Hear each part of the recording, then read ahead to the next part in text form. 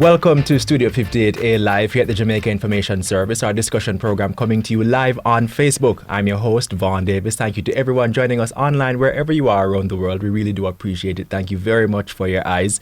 And as you watch, remember to send in your questions and your comments so we can put them to our guest. And like how we have your attention, just do us a favor now.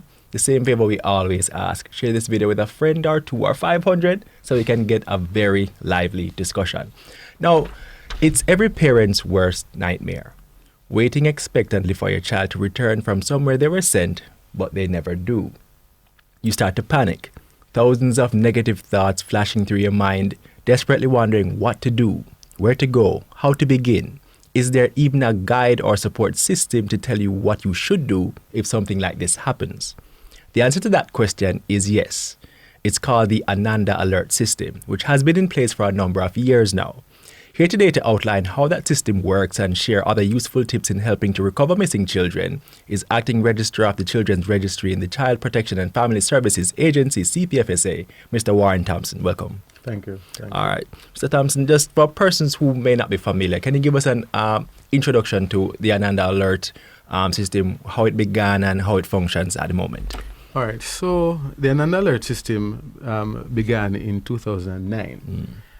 So that's 10 years ago. Oh, okay. 10 and years that old. is, it started as out of recognition that there was something that the government needed to do, something that the state needed to do to respond to what, we consider to be the issue or the phenomenon of missing children. Right. Now, what was significant about that time? In 2008, Ananda Dean went missing. So Ananda Dean went missing.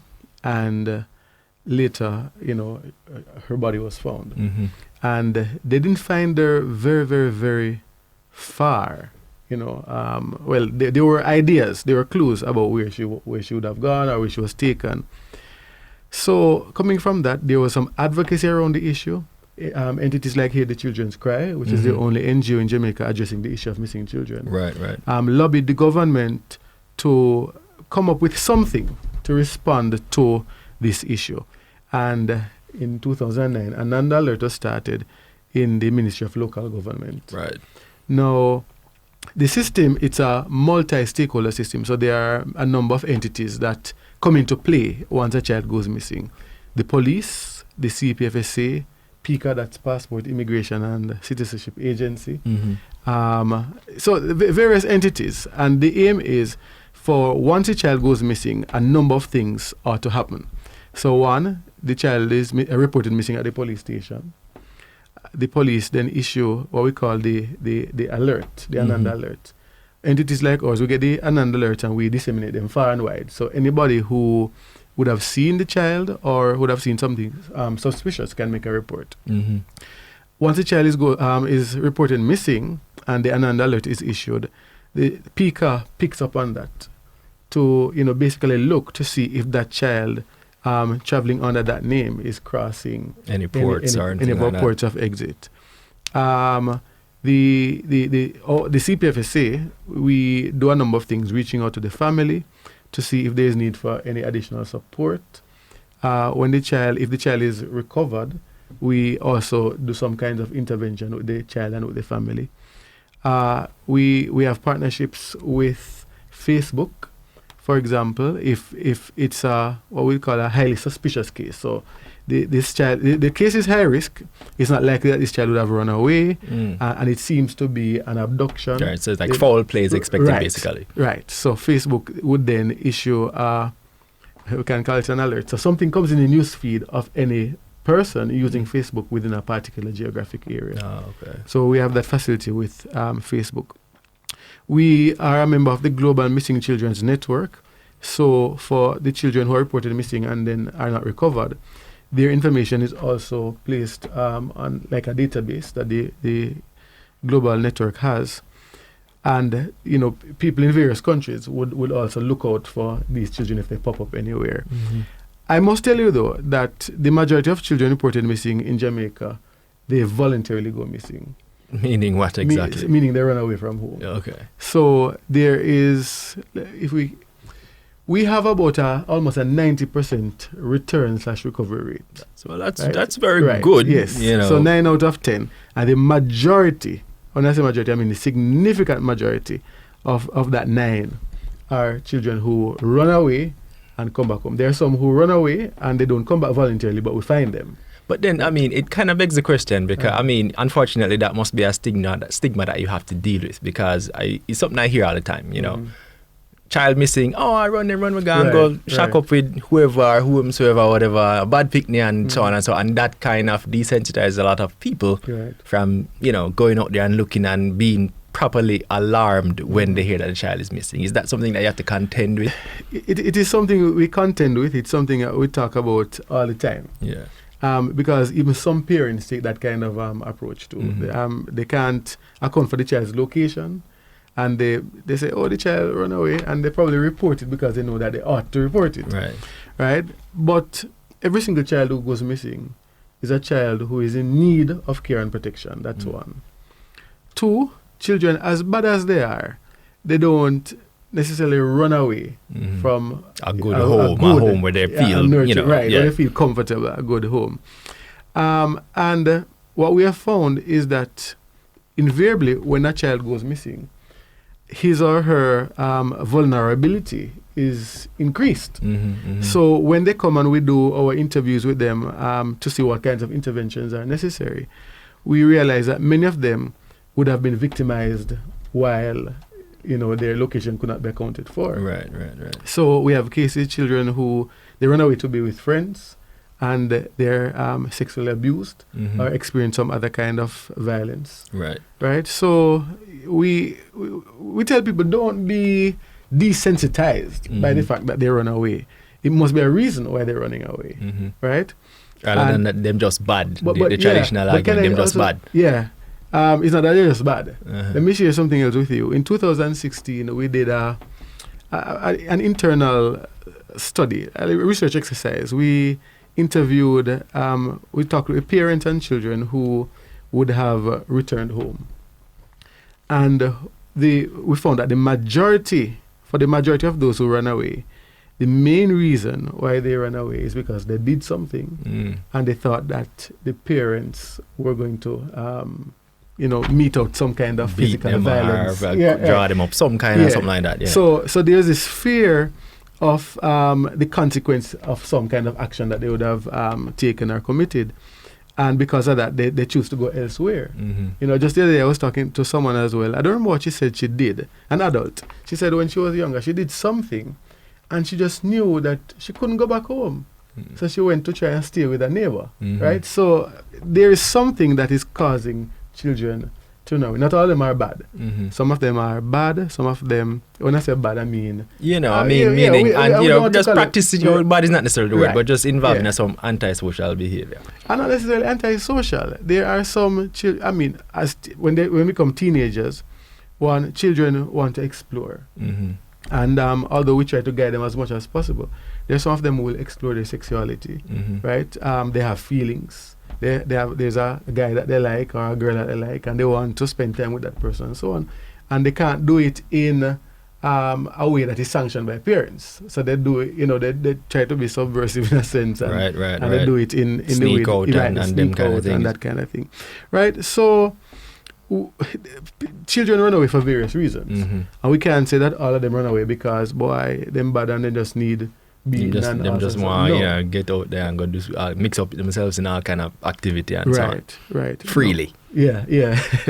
But as I said, every single child who runs away, or every child whose location cannot be accounted for, is a child who is in need of care and protection. All right. Because the experience shows that they are further victimized while they're out there.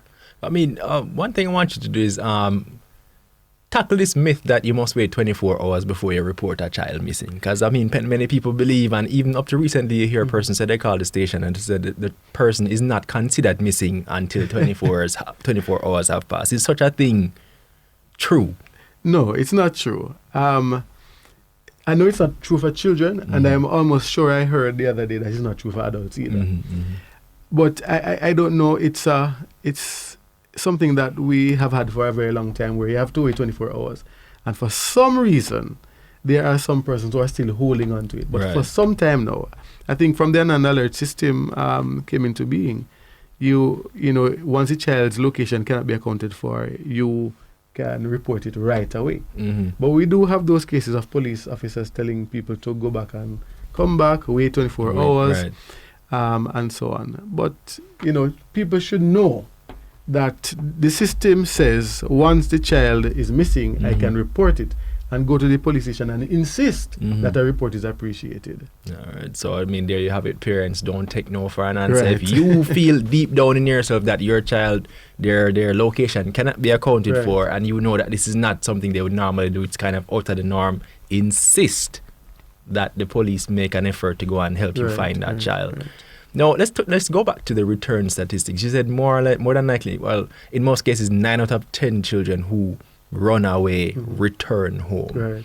So that suggests that you know. Well, let me stop you. So it's not 9 out of 10 who run away. It's 9 out of 10 who are reported missing. Okay. Yes, it's good to make that distinction. Yes. So 9 out of 10 who are reported missing return home or are recovered. And that I mean, it just begs the question of how are you able to locate these children? What channels do you use? Or, you know, what it would almost seem that there's some commonality in the way you go about finding the children that is successful and how you are able to do it to get that higher success rate. You know what I mean? So I think it's so high. If you consider it a success rate, it's so high because the children realize that life out there hard and they decide to go back home. Right. So let them go out there and everything them can just manage, and realistically, and they make their way back home. They make their way back home. And then, of course, there are some things that we do. I said that there are some cases that we actually recover the children. So, I mean, even very recently, earlier this year, there was a child who was located in Kingston. I don't remember the circumstances, but it was the police who had actually picked up that this child was a runaway. And they found the child being harbored by an older man. So we then had to take that child and place that child before the court. And the child was deemed to be a child in need of care and protection. A fit person order was issued and the child was remanded. But that child had a history of running away from home, right? And of course, the parent wanted to know where the child was. They knew that it was likely the child would come back home. But the truth is, you never know. Well, that's true. You can never take it for granted that, you know, they'll have an attack of conscience and decide I need to come home or whatever. Because so we do our underground searches. We have officers who are keeping an eye out or are listening out. We issue the Ananda Alerts with photographs where they are available, and we invite the public to contact us. All right. There are children who were located because somebody saw the child and reached out to the agency to say, I saw the child at this place. In fact, just recently, you know, we would have received a report for a child, and it was a concerned citizen who was saying, listen, I see this child in my community, and sometimes she's at that house, sometimes she's at that house, you know, and I'm concerned. When I talked to her, she says she's 19, but she looks more like she's 14. And she says that this is her name. And we some information would have been put out in social media because we didn't have a lot of information for her. And the mother came across it, and the mother said that is my daughter. You understand? So we are, and the child was reported missing. All right. So we have been doing, we have been reaching out to people, inviting people to play an active role in looking out for the children, whether they are reported missing or not, or once you're suspicious. That's something they don't look. Something is amiss. Yeah, right. I just take some time to show some love to the people online tuning in. Megan Good saying okay. Gregory Tucker saying hopeful. Appreciate the comments. Thank you very much. Candice Christine is asking, I know of the Ananda Alert outlets island-wide. How many are there? So when you talk about outlets, I'm not sure what you would consider an outlet to be, because the Ananda Alert, we partner with a number of entities. the CPFSA has offices in every parish. Mm-hmm. So in all those parishes, once a child is reported missing, we have officers who are notified, Right. who are looking out. If the parents are concerned, they can also come to the CPFSA office Mm-hmm. to get some assistance in submitting a report to the police, Mm-hmm. in getting the agency involved in looking for that child. Right. So that's in every parish. Right. But we also have partnerships with entities like entities in advertising who have, for example, those smart screens. Those smart screens in Western stores and Union restaurants, stuff like and that. tax office and all those places, right? And we would send the Ananda Alerts to them. Mm-hmm. So while somebody is waiting in line, they can, look Get and the see alert that this and check child and is see what's missing, going on. Right. So we do that, and of course we use social media. So if you consider all those to be outlets, then we have a whole lot of outlets. So count. they're easy to find, basically. Right, They're easy to right. get in contact with. Right. Now, in Jamrock Mix-Up page, I love the name, by the way, appreciate it, says some of them run away because their father and stepfather are molesting them. We know of those kind. I'm sure you've come across situations like that. We appreciate the comment, and don't forget to share the video with other persons who might be tuning into your page so we can have the conversation spread far and wide and get more persons looped in so they can share their thoughts as well. Appreciate the comment though. Candice Christian is asking, do we know the statistics by gender? How many boys versus girls go missing?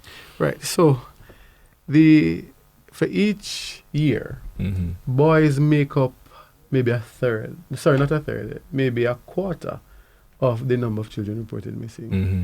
And when I say maybe a quarter, it's actually less than a quarter. So maybe somewhere between 20 and 23%. Mm-hmm. The majority of missing children girls. are girls. Okay. And that could be for various reasons. It could be that the boys, they really go missing, as in they run away, or but parents may be more inclined, because of our culture, to report a girl as missing than a boy. Okay. Well, I suppose that is a possibility. That's a possibility. And then also, boys tend to get more freedom. So when the boy goes, they know he'll come back, man. But when the girl goes, we're concerned that this girl, is either going to be victimized, going to be abducted, raped, killed, whatever. So our culture is more inclined to be alarmed when a girl goes missing. Right. Which is a bad thing if you think about it. I mean, we should give them equal treatment, but I can understand where you're coming from. I mean, you treat the girls a little bit more concern, I suppose, if that might be the right word. Right. Let me show you a good case in point. So since 2019, we have had 4 children who were reported missing who were killed. Mm-hmm. Of that 4, there were 3 girls and 1 boy. Mm-hmm. If you talk to most persons who are listening to these things, they're probably they're more likely to tell you who the girls were. Okay, That's true. Than to say who the boy was. Right, they can remember the girls' names and remember the that's true. That's true. Right, and you're right. It's not a good thing. Right, it's not a good thing. The truth is, as I said before, we're more alarmed for girls. But when you look at the number of missing children who are killed, you see more girls generally. That's true. It's more girls. And in many cases, I can't speak for certain for these cases this year, but in many cases, they would have been exposed to some kind of sexual violence. Right. Michaela Perry, we may have touched on this briefly, but I'll perhaps just for her benefit, you can touch on it again. Would you say poor parenting is a cause for concern? I don't like to use the term poor parenting. Okay. In truth and in fact, some parenting we just we can't be black and white about it. You know what I mean? Some parents, some children are growing up with roommates, not parents. You know what I mean? I understand, but take it this way. So parenting is not something that can easily be, let's say, taught in a sense. There are some persons who are thrust into parenting. That's true. Right? It's not like children come with a manual or something like that. Yeah, right. And there are some persons who are not prepared. I remember when I was teaching years ago, we had in social studies there's a section on preparation for parenthood. We try to teach children about preparing for parenthood. Right. But the truth is, majority of parents don't prepare. Right. So when the children come, and children will give trouble, they are not prepared to deal with those things. Right. And so if you want to call that poor parenting, then yes, poor parenting is a factor. But as we said before, a lot of children, they run away because they fear some kind of physical violence from the parents because of something that they would have done.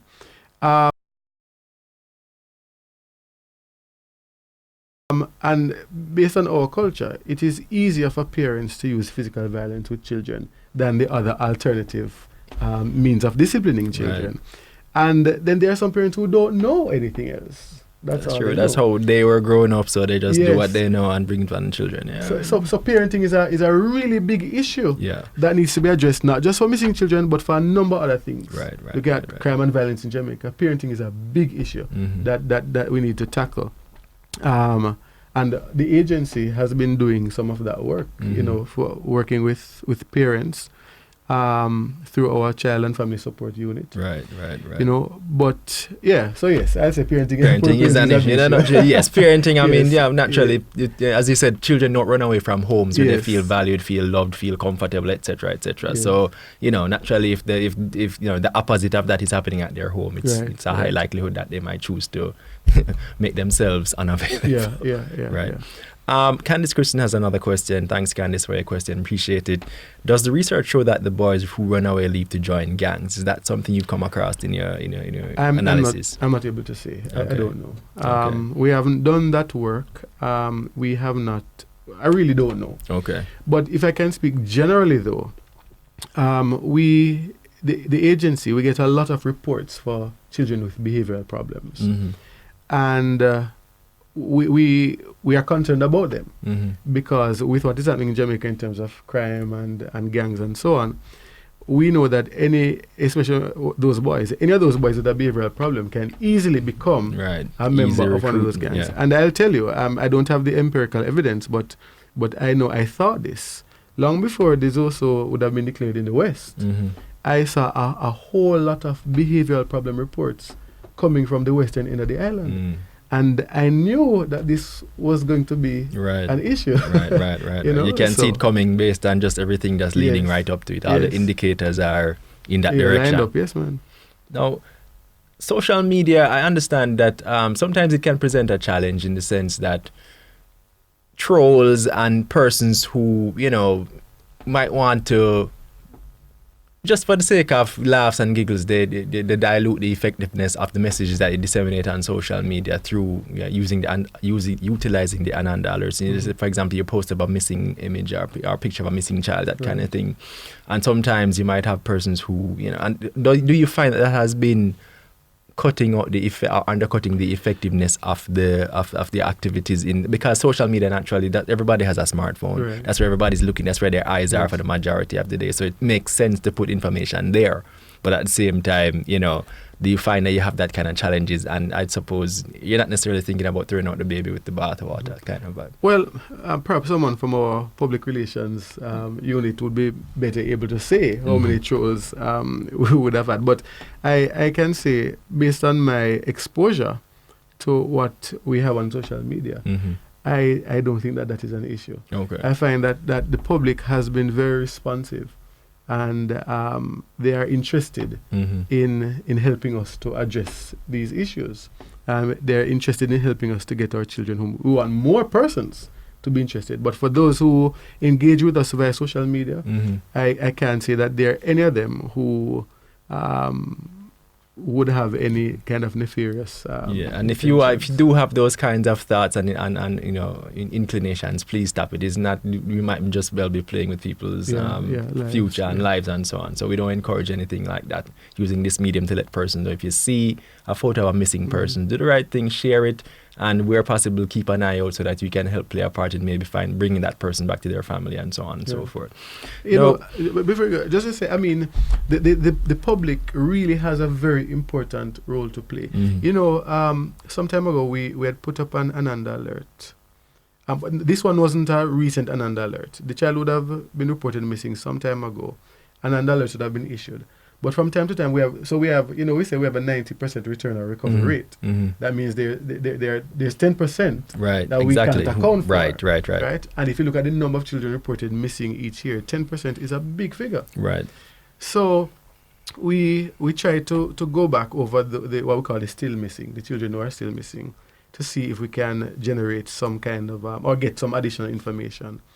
And we put up something on social media, and persons were commenting, and one person commented that I saw this girl in this parish.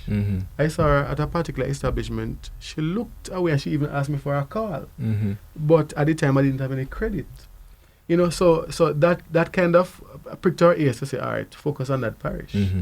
And if I recall correctly, they were able to locate the child in that parish. Lovely, wonderful. Right, so those things do happen. Right, so which brings me to my next question, which is, how can people help you to do your job even better? How can, beyond, I guess, just keeping our eyes out there and looking for the alerts and so on, is there any other way in which persons can lend a hand to make the process more successful? So one of the things that we are doing, when a child is reported missing, the first 28 to 48 hours, it's a very crucial period. And we have been trying to mobilize groups in various parishes to help us to look for children. So there are some existing groups that we try to leverage. So we go through like the interagency networks that convened by the Social Development Commission, to see if we can partner with them to do some search and rescue training, work with the police to form search and rescue groups. So we have done training in a number of parishes. We want people who are interested to indicate to us that they are interested, so we can reach out to them to facilitate training where we can. And then we hope that person will be so interested that they keep in touch with the local agency office, so that if a child is reported missing and this is not a habitual runaway, and we can launch a search, that they would play a part in doing that. So what kind of things would they be learning on some of this, the trainings and so on that you put on? So it's mainly search and rescue training, how to go about doing a search, and the search, the training also involves the basic first aid, in the case where you might locate a child who is in need of that kind of support. And the training is facilitated by the Caribbean Search Center. Right. And it's simple because we say search. Right. Yeah. I'm sure it's not that simple. Just walking in the bush. Right. When they go to the training, you'd realize why so many things you have to do or to learn to do a proper search. Let me give you let's call it a secret between us and me, you, and all of Facebook. Yeah. But not every police officer in Jamaica is trained to do a search. Which is sad, but I suppose not unsurprising. Right. So it's not a part of their. Maybe they're trained to do some kind of search, but to do a search for a search and rescue operation, not all of them are trained to do that. So the Caribbean Search Center, which is a part of the JCF, facilitates that training. And when we do our trainings, police officers are usually a part of it as well. Right. So we haven't done it in a while, but that's something. So I guess there's the opportunity. Those of us who are within the hearing of our voice in Jamaica, just reach out to the CPFSA and be a part, because I'm sure when we hear these stories in the media and we're all up in arms, we're all sad, we all feel like we'd like to be able to lend a hand and do something. Here's something you can do. Find a way to learn and get training in search and rescue and first aid, which also is very, very valuable. And you can go out and lend a hand to the police, to the other security forces, and search. Because I'm sure you must convene some grand searches, and you go and you search through areas. They're not as grand as we would like. Well, depending on the amount of persons who turn up and so on. So there you have it. Yes, there's an easy way to lend a helping hand. Learn how to search and go out and help conduct these proper searches so that we can help to find these children. Who knows, if we do it soon enough, we might be able to recover them, not under the circumstances we often hear about them in the media. That's what we'd like. Now, in terms of, I want to ask you in terms of facilities and infrastructure.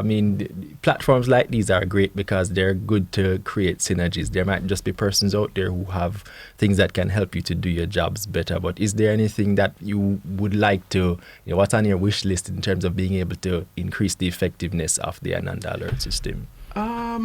So the Ananda Alert unit is a small unit. As I said, we rely on stakeholders from various entities. What would be good is if we had more people. Okay. But we do leverage the presence of the CPFSA in every parish and the staff that we have, who work very, very, very hard.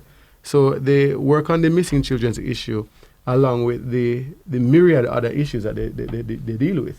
Supervision, providing counseling, foster care, adoptions. They do all of those things in addition to doing missing children. I mean, the agency is of the view that the JCF in particular should have a special unit that focuses on children. Just children and sir. Well, I mean, technically, which Sisoka. Not quite, because but Sisoka deals with child abuse and matter. sex abuse, not necessarily so much missing children per se. Right, and then you have to also look at the presence that Sisoka has in every parish. Right, So those are things that hopefully, that we would like to see changed. We have a lot of work.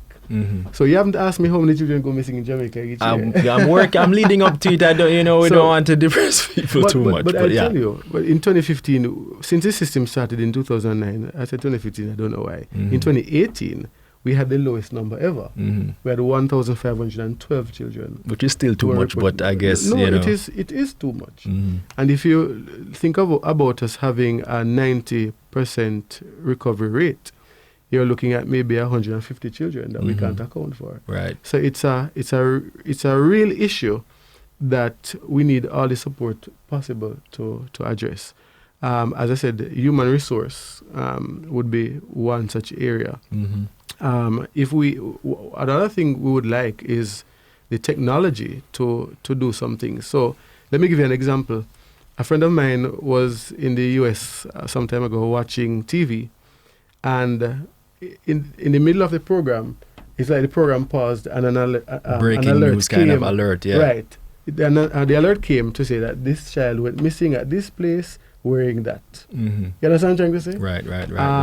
The cell phones, we would like to be able, and we have started the work to go, to do that, but we're not yet there. We'd like to be able to send some broadcast messages, so if we know that this child was last seen in Halfway Tree, for example, and the child has gone missing, right away that report is made and it's appreciated, we can then send a blast out to everybody in that vicinity, in the vicinity of Halfway Tree, to say that this child went missing or was last seen at this, at this location. So people can look for those children in as real time as possible. Right. So those are some of the things that we would like to be able to do. Right. Well, there you have it. I mean, this is why the platforms like this exist, so that we can reach out on persons for wherever they are, because we know that a lot of persons in the diaspora and persons across the country look, and they might just well be able to provide a solution to that. So over to you, Facebook. It's the ball is in your court. If you feel like you can lend a helping hand and help to move the process of making the Ananda Alert system even more effective, then it's more than welcomed, I'm sure. A quick comment from Jamrock Mix-Up page saying good day to you both. I can't read all of your comment, but the person is essentially saying that they would like our stakeholders, our major stakeholders, our major government functionaries to take an even more active interest in missing children as an issue and provide support to parents. So we appreciate the comment, Jamrock Mix-Up page, and feel free to stay tuned and send in more comments if you have them. Appreciate them. Now, I want to ask you in terms of tips for parents, tips for children when you find yourself in a situation like this. Well, I want to prevent them from going missing. And then after you find yourself in a situation like this, what kind of advice would you provide? Right. So, firstly, parents, try to know where your child is at all times. And simple enough, but trust me, yeah. And ensure that there is proper supervision. So, you know who your child travels with. If it's a particular taxi that is supposed to pick the child up from point A to take the child to point B. Know where the child is expected to be. And if the child is not there, then you need to be alarmed. 2, know your child's friends. It's very important. So when a child, for a runaway case, for example, if a child runs away, it's very likely that the friends know where that child is. So know the child's friends and know the child's friends' parents, know the parents.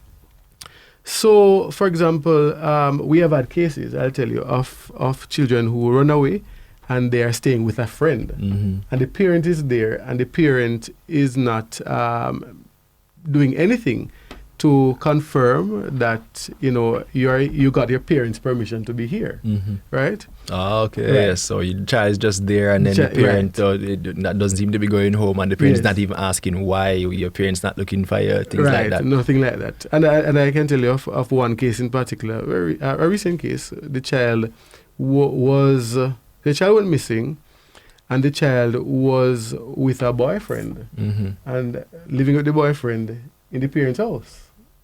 You understand? Okay, then. Right. Markio, Okay, the child was an older teenager. Still. Right, still. Right? So those things do happen. The other thing is, if the child has done something that would cause you to want to react in a negative way. I don't want to say violent or abusive way, but that's what it is. If the child does something, take a breather. If you need to count to 10 or 100, do that. And then have a conversation.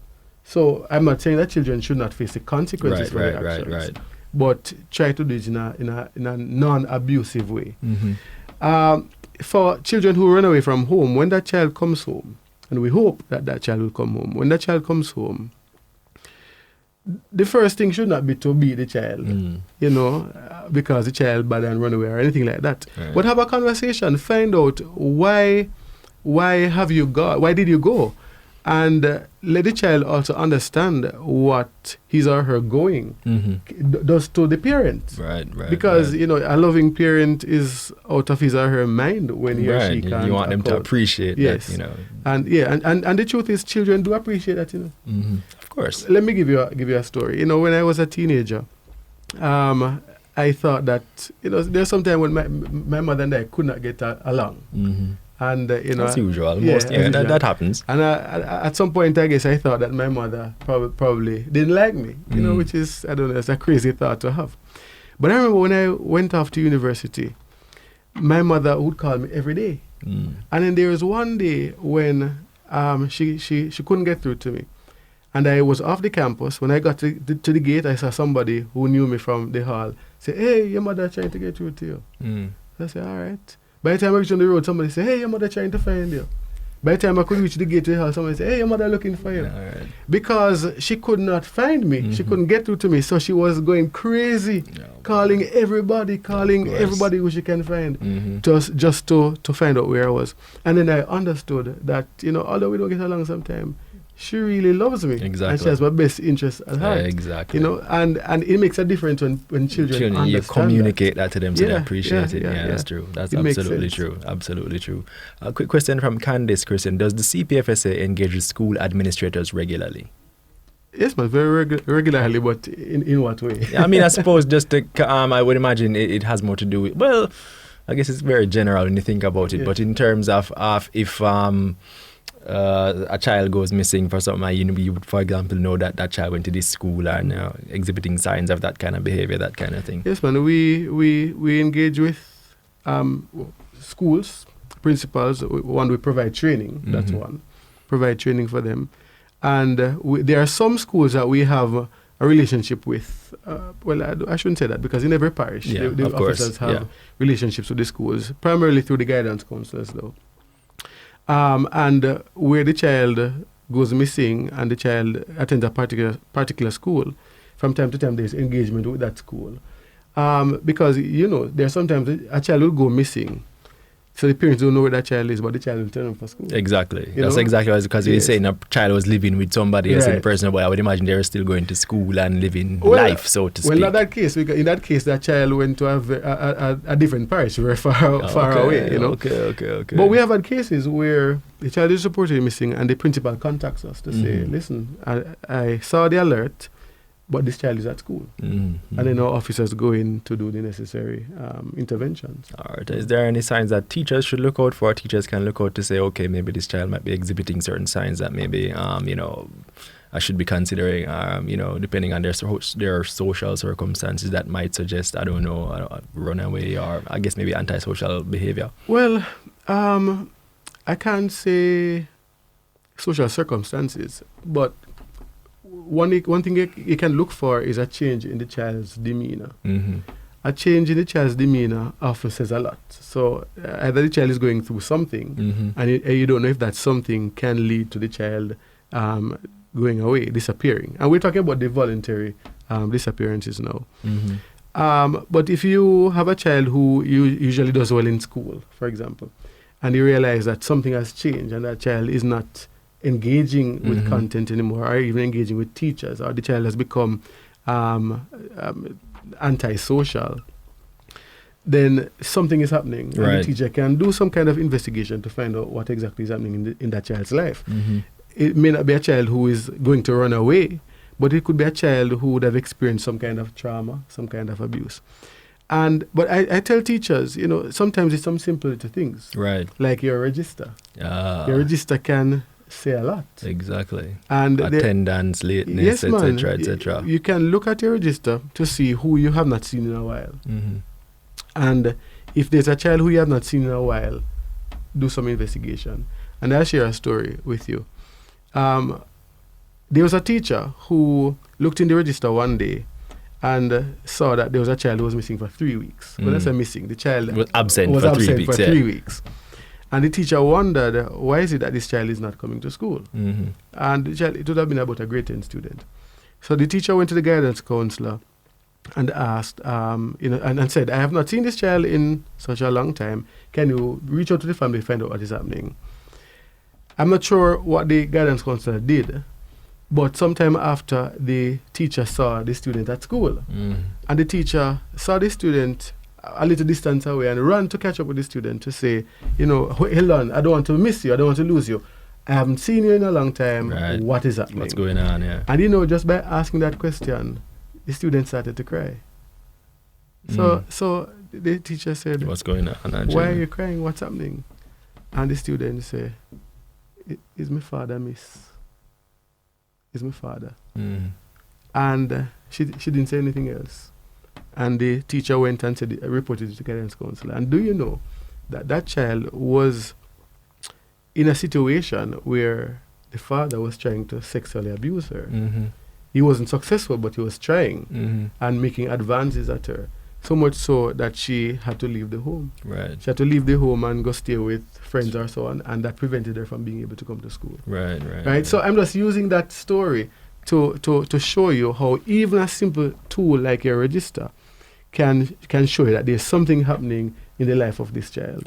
Right? And as a teacher, I'm not telling you that you need to go to do the work, Mm-hmm. but pick up on the signs notice and what's notify. going on and just make an effort. Yes. Make an effort. Well, you've talked about a whole lot of things. Yes. It's been a very, very fruitful discussion. A lot of food for thought. I'm sure persons who pay attention will really appreciate what's going on. Just quickly tell me any future plans that the agency has in terms of engaging with communities and so on to make persons more aware of what's going on with Ananda Alert. Right. So the program we have, if you want to call it 4 aspects. Mm-hmm. So we're doing the prevention work, Mm-hmm. where we are educating communities. We have reached out to some communities. We have one of the things that we have looked at too is the parishes where we see a majority of reports coming from. Mm-hmm. And we're looking to see how we can engage with the communities, providing some trainings, doing some sensitization. About 2 months ago, we were out in St. Thomas doing something like that. Mm-hmm. We are engaging with the interagency networks to basically sensitize them to this issue, to let them be aware that it should be everybody's concern. Right. So we're doing the prevention work. And especially through our social media, we have been putting up, some tips, geared at keeping children home and getting them back home. Right. Just the other day, we did a docu-series. I don't know if you saw any of them. They came on Sunday nights, I think, after primetime news. I think I don't want to tell you the wrong thing. Okay. But they were dramatization of actual cases. And they're available on social media and yes, people can see them. Yes, they're available on social media. And we basically want to sensitize the public to the issue of missing children children go missing for various reasons. There are some children who are lost. Right. They get lost. Some of them have mental disorders. Right. And because of that, they are unable to get back that's a home. whole different class Yes. of issue on its own, Right. you know, right? Then there are the runaways, which forms the majority. Then there are those who are abducted, right? And when a report is initially made, we don't know who is who. Right. Right. So we do the work to basically help children to stay home. Right. Tell children the home is the best place for you. Right. Tell parents do what you need to do to keep the children at home. And then we do the search and rescue. So when the child, I don't want to say rescue, we do the search. Search, okay, yeah. Which is really the responsibility of the police. But of course, we partner with them. We do partner with them to do the search operations. And we do intervention. So once a child goes missing, we reach out to the families. Is it a family that needs some kind of grief counseling, some kind of support? Because as I said before, if the child is missing, then the family would be experiencing some kind of grief trauma related to that loss. And we do that kind of work. And then when the child returns home, for those who do, we do some kind of intervention with them. Geared at, one, if the child would have been exposed to some kind of trauma, we try to address that. If the child has a behavioral problem, we also try to address that. And when it's a behavioral problem, I mean one that would cause the child to want to leave home. Right. And then, of course, we try to do capacity building and knowledge sharing for our partners.